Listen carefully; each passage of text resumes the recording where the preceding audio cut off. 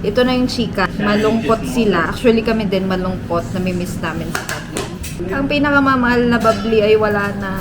Yan na. Kumain na ng hopya si Mami. Tinapay, di ba? Bunny? Munggi. Sabi ko Tingnan natin kung masarap to. Powdered milk yan. Kompleto kami ngayong araw guys. Andito din yung bilas ko. Tapos nagsine kami kahapon. Wala na yung kasambahay ni Mami na mahal niya. Ay, tabi daw kami. Tatok na si ate. Iba yung aura niya. Nung tatawagan na nila Mami, yung tatay niya yung sumagot. Tapos biglang binaba. So parang na-confiscate yung cellphone. Pero parang anak na yung turing sa kanya Si dito. Mami na asa niya, sabi niya yung anong gasto sa kasal mo, kami na bahala. Oo. Kasi nga mahal na nila. Mahal na yung si Bob. Siyempre ang anak nila. Eh, ang hirap maghanap dito ng stay-in kasi gusto nila stay out. Galing mo naman magbatil-batil. Siyempre, kalimutan niya ng topic. Love. Masarap, puto. One only, alam. Ito na lang tira sa akin, Sarah. Anong mga kaganapan dito sa India? Tara! Gagawa ako ng puto guys. So, hindi nyo kaya. O, taray. May ganyan ako. Wala akong makitang ganito sa India eh. Don't tell me. Wala mo kita. Puto! Eden? Tere, may margarine ako. Eden? Hindi, Oh. i-keep mo yan. Anong kailangan mo? Meron din akong maha blanca. Puto yung gusto. Ano po to? Ay, Puto. Yan. Pero babasahin ko pa paano paggawa dahil hindi mo alam? Kala first time magaling ko. ka. Hindi ready-made. Hindi ready-made yung ginagawa. Oh my God. Ngayon lang. Sarap din. Ay, may ano pala ako. May dingdong pare. May mga spaghetti. Hindi pwedeng wala. And champurrado. Ayan. Mga kailangan. Tapos na kami mag-breakfast kanina. Ang madalas na merienda ay... Cha! Ano? Anong merienda ba yun, Bani? Cha! Parang lugaw. Yung kanin na ano? Kir. Kir. Semya. Madami yun. So, minsan nakakasawa. Siyempre, nagdala din ako ng Filipino food. Diba? Magchichikahan muna tayo dito sa India. Diba sabi ko magchichikahan tayo ngayon? Hindi niyo pa nakita yung binan ko, no? Si Daddy. Busy si Daddy. Nagpapagawa siya ng storage room. Kasi puno na yung storage room dito sa loob. Papagawa siya sa labas ng storage room tsaka CR. Na natin. Baka sunog na yung kuya, kumpua, tao.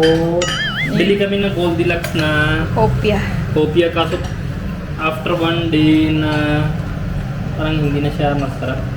Initin ko na lang para pasok yung init. Halikan. Init yan, baka initin nga ako. Oh my God, so initin niya ako. Iit sa labas. Yun. Yung Yun CR yung tapos ginagawa. yung storage. Hindi pa siya tapos. Tignan natin mamaya. Mainit sa labas. Para sa loob, okay naman.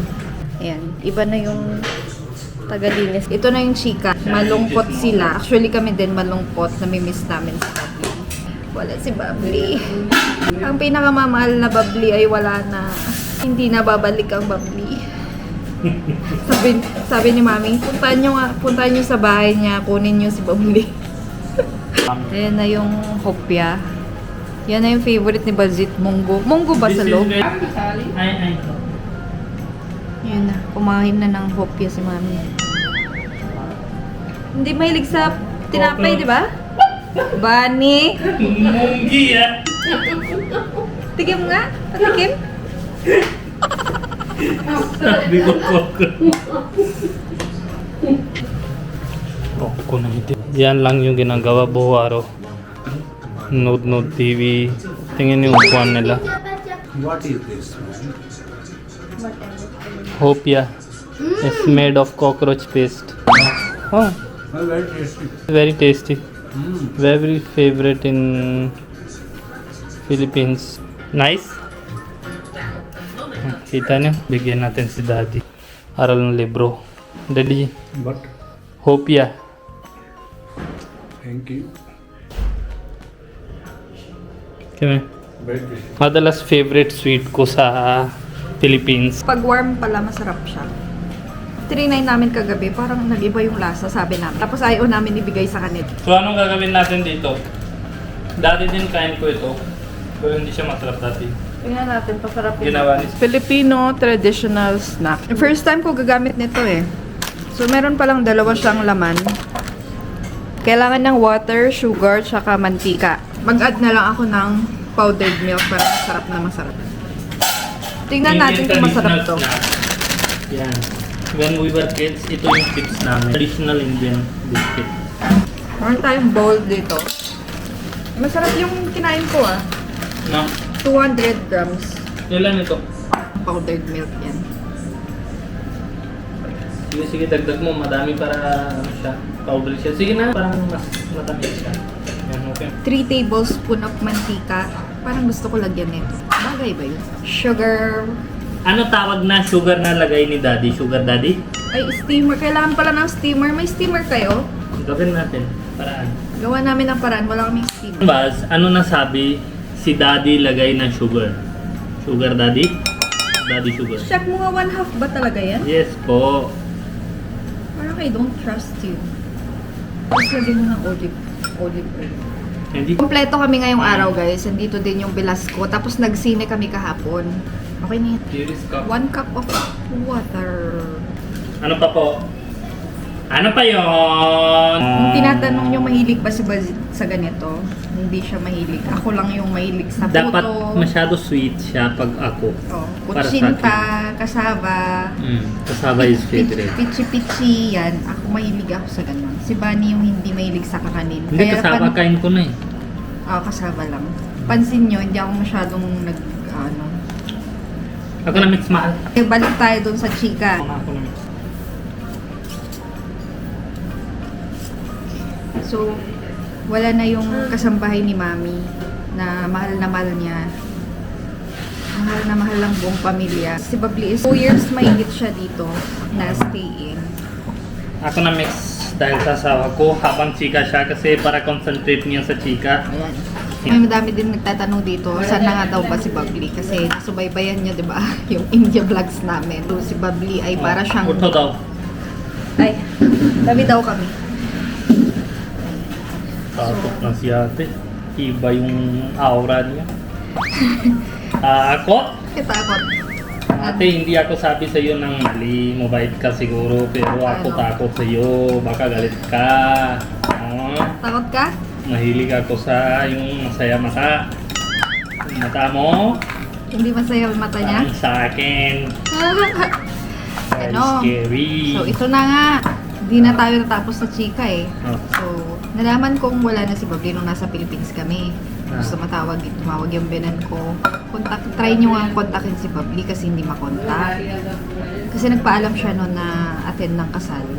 Kaso, nung tatawagan na nila Mami, yung tatay niya yung sumagot. Tatay ni Babli. Tapos biglang binaba. So, parang na-confiscate yung cellphone niya. Siguro nalaman na may jowa siya. Kaya, Kita niyo how hard this buhay is. at dito kasi sa India, sobrang bawal yung mga Hindi, bata ganun. pa lang kasi tas sobrang Chuchay na. sobrang over taking care of parents na yan. Si Babli dito din, hiya siya when she was talking. Alam na kami na Alam namin na may jowa Oo, siya. Kasi, pero hindi kami sabi anything. Sabi lang namin, mali yung age mo, hintay mo pa, ganon. Kasi bata ka pa, madami ka na danan. nung umuwi siya, Tatago siya pag calling. nahuli na ng tatay siguro, kaya kinuha yung cellphone. Oo. Tapos nung pagbalik na kami dito, sabi ni Mami, puntahan nyo nga sa bahay nila, kunin nyo si Mami. Gusto ni Kasi nanay anak- ako punta daw. Oo. Ayoko na punta, baka mamaya galit sa akin din na ano.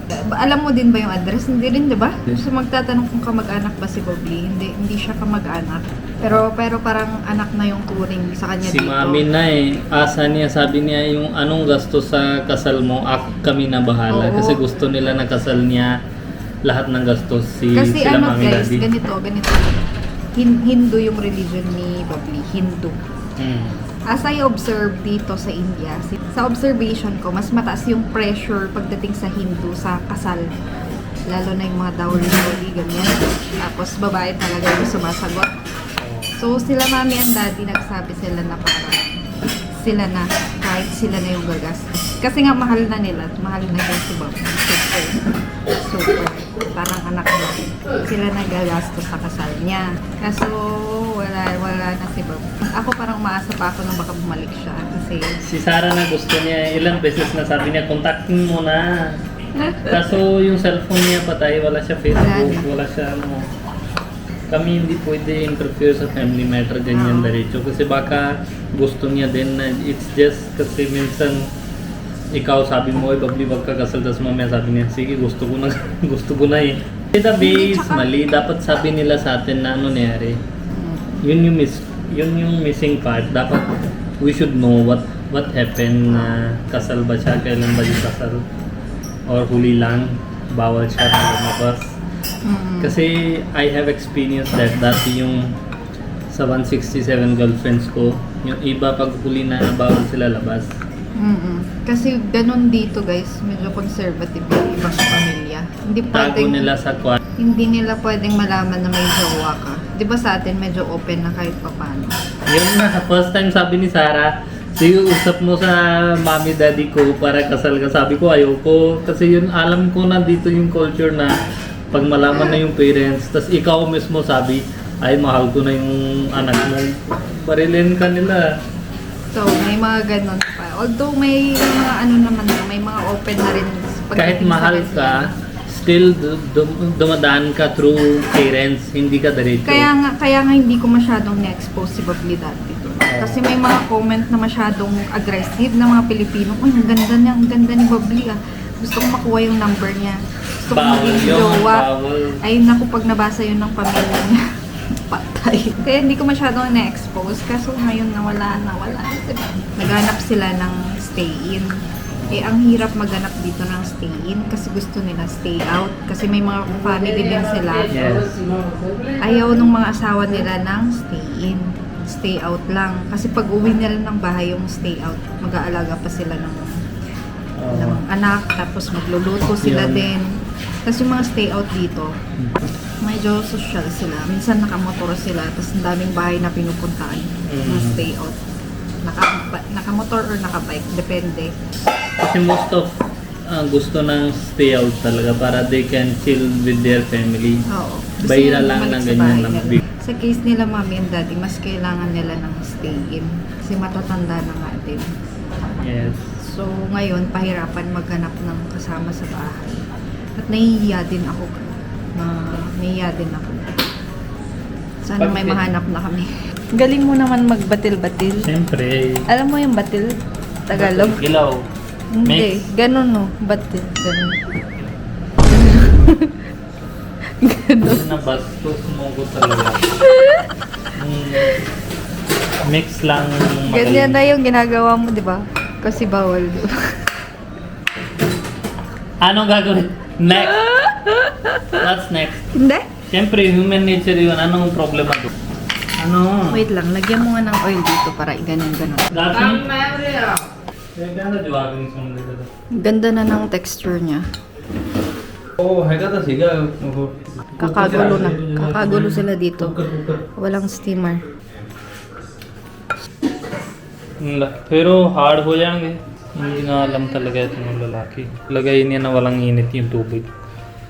First, init tubig. It should make Tubig? steam. Init? Yes. tubig init Yes.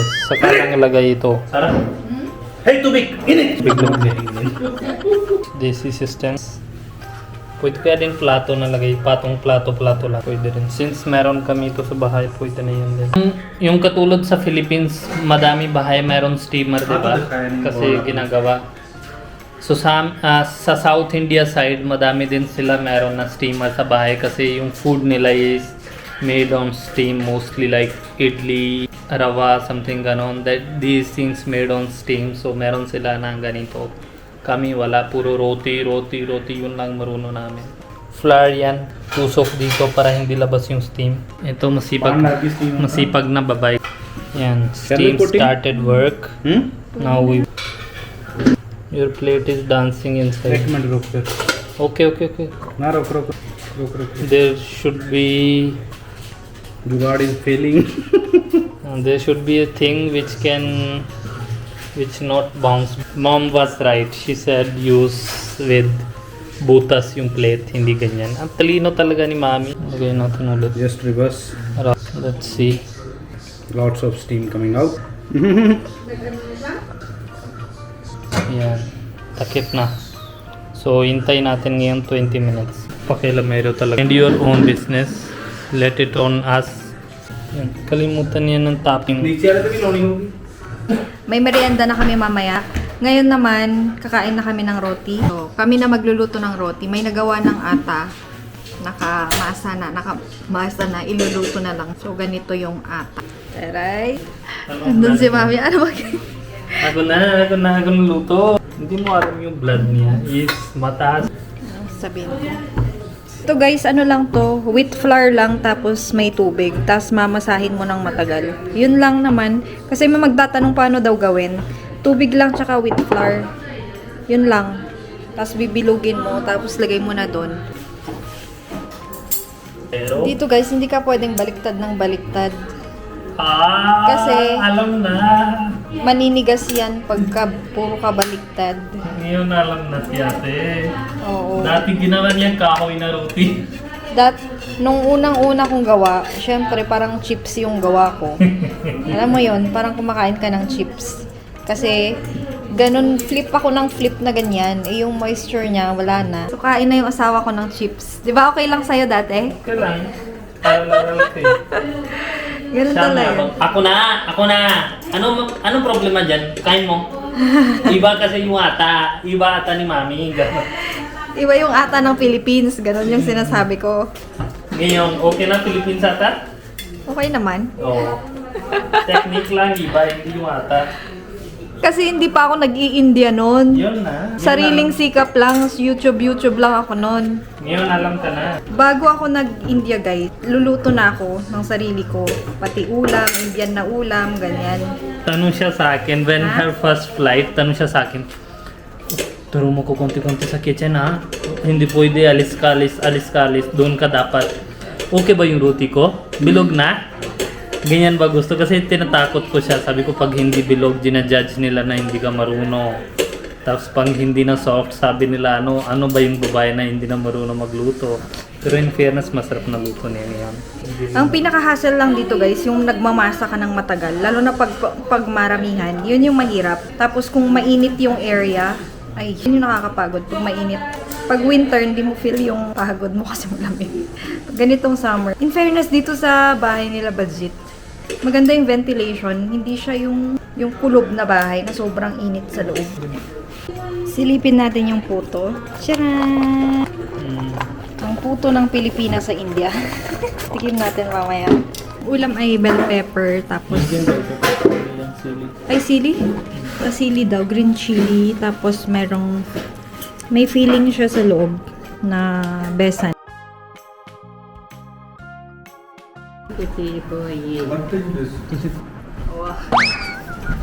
Hindi hiya in front of. सानू पूरे कर दिया करो Bawal na sana. Pogi-pogi points lang yan. Oh wow. Loko. Why garlic taste is very tasty, but garlic taste why? garlic it's salty not garlic Ganyan yung nangyari pag you taga-bundok. have bad Why cupcake you eat with Puto. Wala. Puto. Puto. Masarap na puto. that must not that is Oh. Masarap puto. Masarap. Masarap puto. Tama ba? Mali. Masarap na puto. So milky and so tasty. Imbis niyo mali. Ito na yung next batch guys. Yan. Masarap siya pag dinagdagan pa ng powdered milk. Tago mo sa akin ha. Anong tago mo sa akin? Mauubusin na lahat ito. Ayoko ganyan. Ba't ka nagdala dito? Ayaw mo maubos. Kasi buntis ka mo na kala nila butong ka. Ako pagtago sabi nila, ako, parang sarili ko isip. Totoo naman. Ikaw buntis ka, pwede ka naman tago. Oh my God. Anak, masarap buhay. Nanay mo Pilipino ha. Sabi, hindi na usap ko sa anak. Masaya yung buhay mo kasi nanay yung Pilipino tapos luto niya sa atin yung desserts. Tingnan mo. Sige, sa'yo na lang ito. Tupig. Hawak mo yan. No, not like this. No, I will bring there. Oh.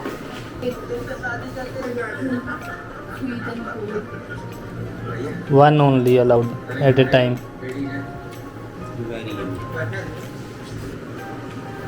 Dalawa lang pending.